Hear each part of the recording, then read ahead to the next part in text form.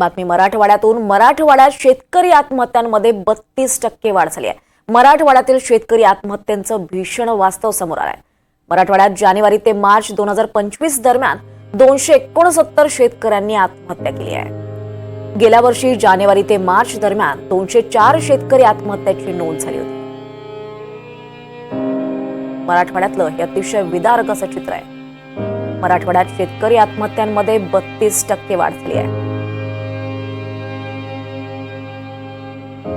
या संदर्भात अधिक माहिती घेऊयात। आपल्या सोबत आपले प्रतिनिधी मोहसिन शेख आहेत। मोहसिन, एकीकडे मराठवाड्यातील पाणी टंचाईचं भीषण वास्तव आपण समोर आणलंय, मात्र आता एक आणखी धक्कादायक अशी बातमी म्हणावी लागेल। मराठवाड्यात शेतकरी आत्महत्यांमध्ये 32% वाढ झाली आहे। नेमकी काय कारण आहेत या मागची? दीपाली, ही सगळी आकडेवारी जानेवारी ते मार्च महिन्याची म्हणजे 3 महिन्याची आहे आणि फक्त 3 महिन्यात ही शेतकरी आत्महत्या जी आहे तर ती 32% वाढली आहे। अजून 9 महिने जे आहेत तर ते बाकी आहे आणि त्यामुळे हा आकडा आणखी वाढण्याची शक्यता आहे। त्याची वेगवेगळी कारणं आहेत, कारण गेल्या अनेक वर्षांपासून आपण बघतोय की मराठवाड्यातील शेतकरी आत्महत्याचा मुद्दा हा जो आहे तर आपल्याला पाहायला मिळतो आणि त्याची वेगवेगळी कारणं आहेत।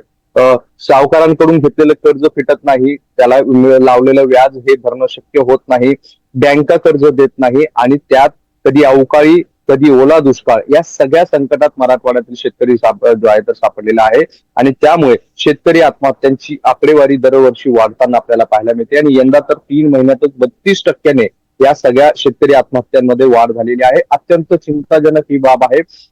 जानेवारी ते मार्चची ही आकडेवारी आहे आणि त्या आकडेवारी जर आपण बघितली तर त्यात 32% वाढ झालेली आहे। सर्वाधिक शेतकरी आत्महत्या ह्या बीड जिल्ह्यात झालेल्या आहेत।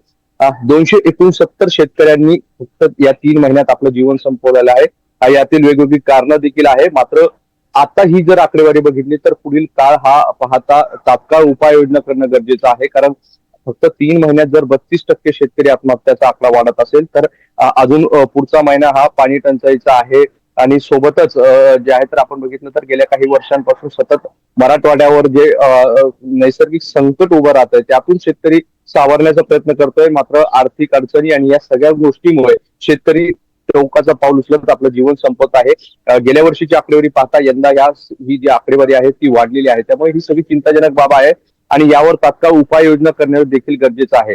गेल्या वर्षी देखील मराठवाड्यातील शेतकरी आत्महत्याचा आकडा मोठा होता आणि यंदाही वर्षाच्या सुरुवातीला 3 महिन्यातच 269 शेतकऱ्यांनी आपलं जीवन संपवलेलं आहे।